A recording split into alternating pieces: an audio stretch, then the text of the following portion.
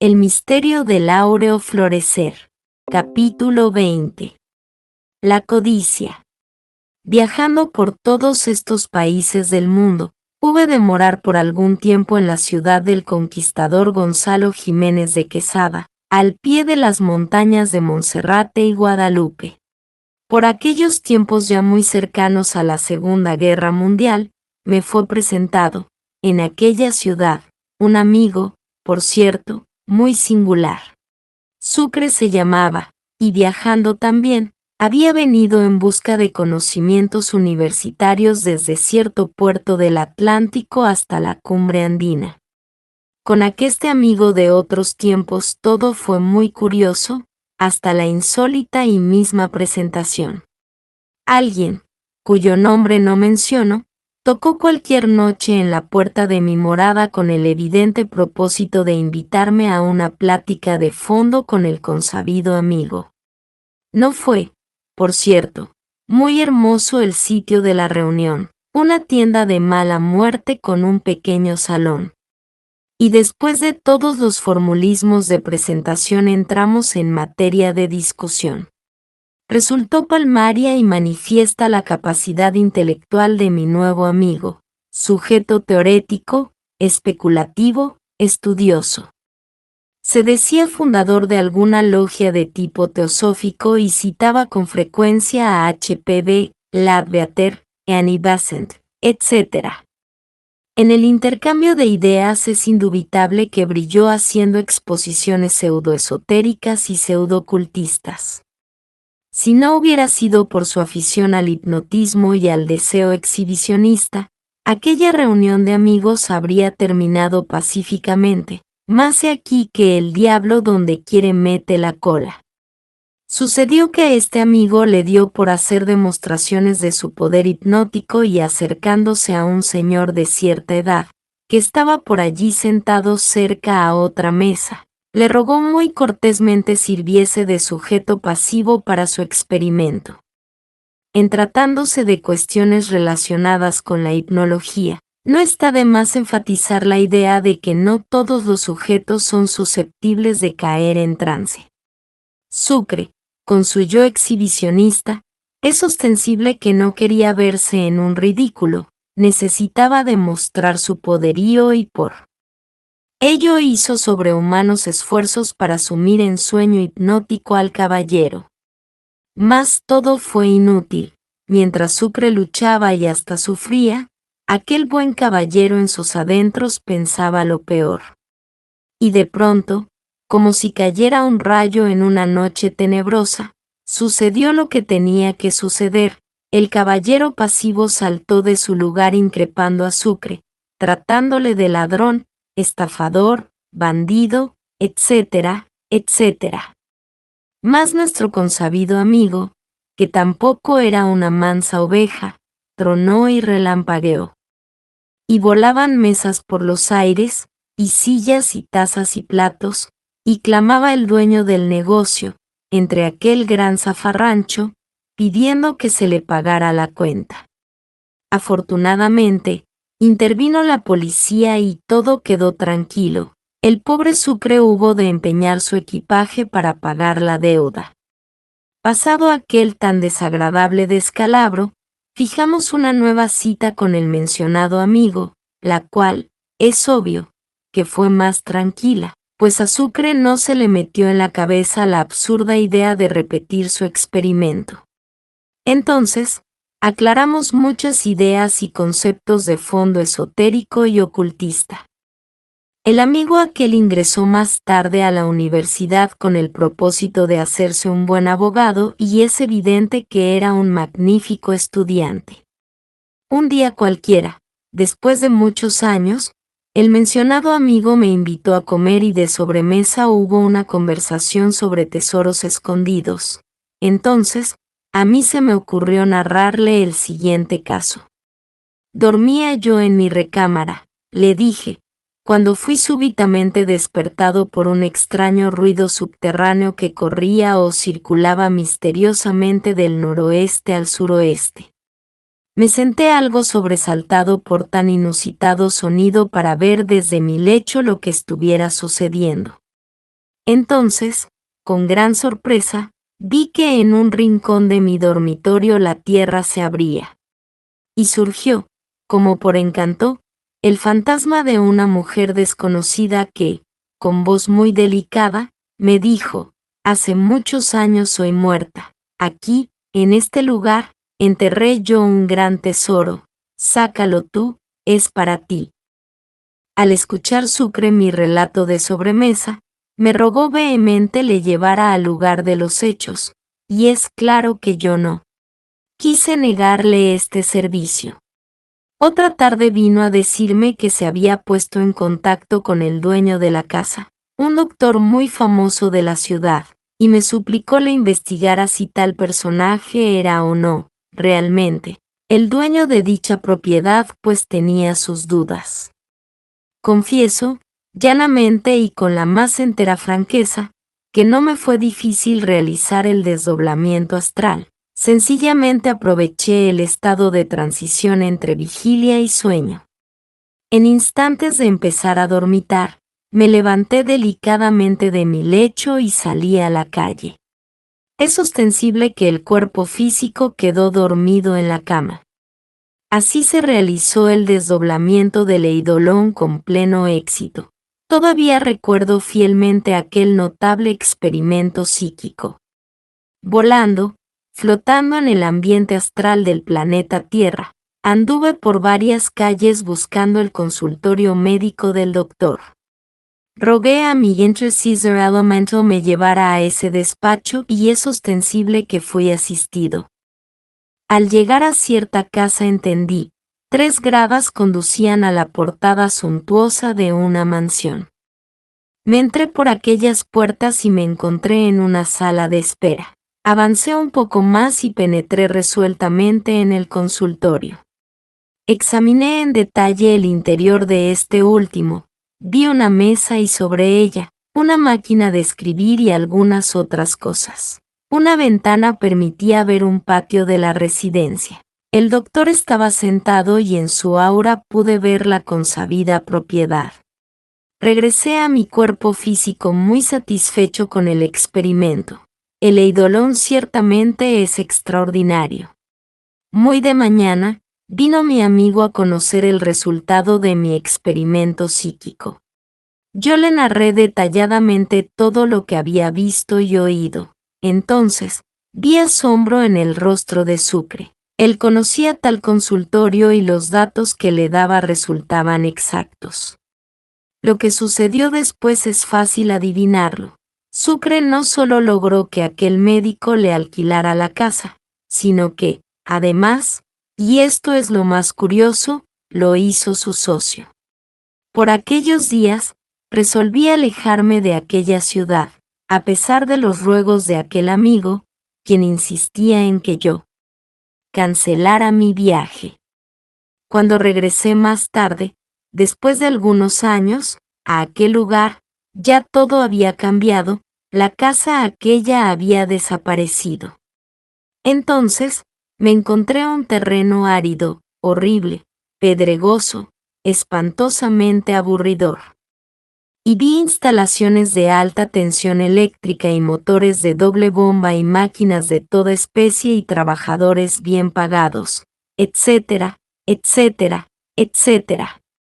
Sucre, viviendo allí mismo dentro de un cuarto que parecía más bien una trinchera en un campo de batalla, entraba, salía, daba órdenes imperantes a los trabajadores, etcétera, etcétera, etcétera. Aquel cuarto estaba protegido con gigantescas rocas y en sus muros se veían muchas ventanillas pequeñas que podían abrirse o cerrarse a voluntad. Por aquellos postigos vigilaba Sucre lo que pasara a su alrededor. Tales mirillas le eran, dizque, muy útiles.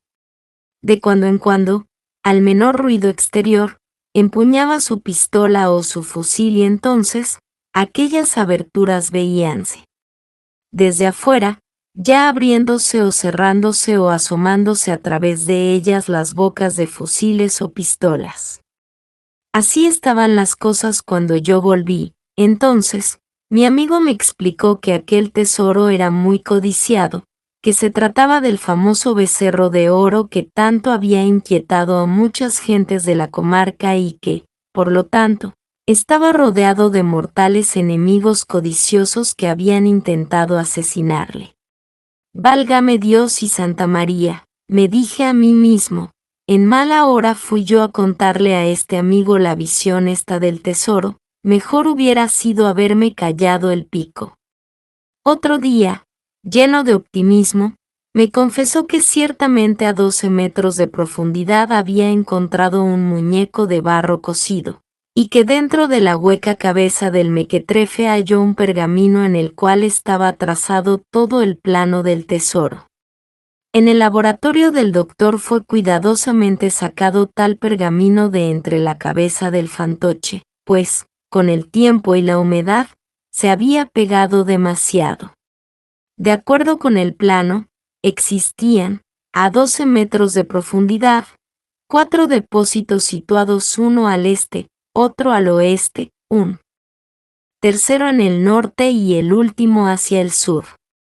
Tal plano daba señales y datos precisos y, al final, tenía una sentencia firmada con iniciales de nombre y apellido. Quien encuentre mi tesoro que enterré en pozos hondos, será perseguido por la iglesia del patrono y antes de 20 días que no sepan que sacó las ganancias que enterré para yo.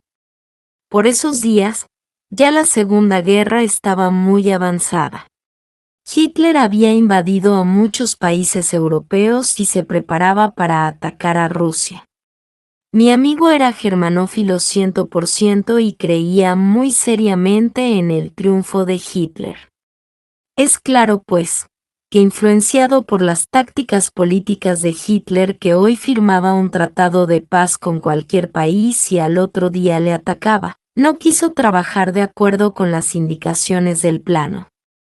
Sucre se dijo a sí mismo, tales indicaciones son un despiste. El tesoro está muchos metros bajo el muñeco, los citados 4 depósitos no me interesan. Así pues, abandonó las indicaciones y se fue a fondo. Cuando me asomé al hueco aquel, solo vi un precipicio, negro, profundo, espantoso. Amigo Sucre, le dije, usted ha cometido un error muy grave, ha dejado el tesoro arriba, en los 4 depósitos y se ha ido al fondo, nadie entierra un tesoro a tanta profundidad. Es ostensible que tales palabras por mí pronunciadas llevaban la fragancia de la sinceridad y el perfume de la cortesía. Empero, debemos hablar sin ambajes para hacer énfasis en el yo de la codicia. Incuestionablemente, este último resaltaba exorbitante en mi amigo, combinándose con la astucia, la desconfianza y la violencia. De ninguna manera fue para mí algo insólito el que Sucre entonces tronara y relampagueara vociferando y hasta endilgándome cosas en las cuales jamás había pensado. Pobre Sucre. Me amenazó de muerte. Creyó por un instante que yo, dizque, estaba muy de acuerdo con sus consabidos enemigos, tal vez con el propósito de robarle el tesoro. Después de todo, y viendo mi espantosa serenidad, me invitó a su refugio de trinchera a tomar café. Antes de alejarme definitivamente de aquella hispánica ciudad, en otros tiempos conocida como Nueva Granada, hízome aquel amigo otra petición. Me suplicó de todo corazón estudiara con el eidolón su trabajo subterráneo. Yo también quería hacer una exploración astral en aquella hondura y por ello accedí a su petición. Y sucedió que, en una noche exquisita de plenilunio, me acosté muy tranquilo en decúbito dorsal, boca arriba y con el cuerpo bien relajado. Sin preocupación alguna, me propuse vigilar, espiar, mi propio sueño. Quería utilizar para mi salida astral aquel estado de transición existente entre vigilia y letargo. Cuando comenzó el proceso de ensoñación, cuando empezaron a surgir las imágenes propias del sueño, delicadamente y como sintiéndome espíritu, Hice un esfuerzo para eliminar la pereza y entonces me levanté de la cama. Salí de mi recámara como si fuese un fantasma, caminando delicadamente y luego abandoné la casa. Por las calles de la ciudad flotaba deliciosamente lleno de una exquisita voluptuosidad espiritual. No me fue difícil orientarme. Pronto estuve en el lugar de los acontecimientos, en el terreno de los hechos. Ante aquel hueco negro y horrible, que ya tenía más de 70 metros de profundidad, un viejito enano, un pigmeo, un gnomo de respetable barba blanca me contempló inocente. Flotando en la atmósfera descendí suavemente hasta el fondo acuoso del nefasto hoyo de codicias. En tocando con mis pies sidéreos el limo de la tierra húmeda y sombría, hice con agrado un esfuerzo más y penetré en el interior de este, bajo el fondo mismo del pozo. Cuán suavemente descendía con el eidolón bajo el asiento negro de tal antro del que manara mucha agua. Examinando detalladamente cada roca de granito sumergida bajo las aguas caóticas, me adentré muy profundamente bajo aquel subsuelo. Es evidente que mi amigo de Marras había dejado el fabuloso tesoro allá arriba, como ya lo dijimos en párrafos anteriores. Ahora y en estas regiones abismales, solo veía ante mi insignificante persona, piedras, lodo, agua. Más de pronto, algo inusitado sucede. Estoy ante un canal horizontal que saliéndose del terreno aquel se dirige hacia la calle. ¡Qué sorpresa! Sucre nada me había hablado de esto, nunca me dijo que en semejantes profundidades pensara hacer una perforación horizontal. Serenamente me deslicé con el eidolón por entre el sobredicho canal inundado por las aguas. Avancé un poco más y luego salí a la superficie por el lado de la calle. Concluida la exploración astral regresé a mi cuerpo físico. La investigación obviamente fue maravillosa. Más tarde, cuando comuniqué todo esto a mi amigo, le vi muy triste. Este hombre sufría lo indecible, quería oro, esmeraldas, riquezas, la codicia se lo estaba tragando vivo. Empero, se justificaba diciendo que todo ese tesoro lo necesitaba para hacer una revolución proletaria. Dizque, necesitaba invertir esos dineros en armamentos, etc. ¡Cuán horrible es la codicia! En tal lugar solo reinaba el miedo, la desconfianza, el revólver, el fusil, el espionaje, la astucia, los pensamientos de asesinato, las ansias de mandar, imperar, subir al tope de la escalera, hacerse sentir, etc. Cuando salí de aquella ciudad tomé la resolución de jamás volver a intervenir en esos motivos de codicia. Vended lo que poseéis, dijo el Cristo, y dad limosna, haceos bolsas que no se envejezcan, tesoro en los cielos que no se agote, donde ladrón no llega ni polilla destruye. Porque donde está vuestro tesoro, allí estará también vuestro corazón.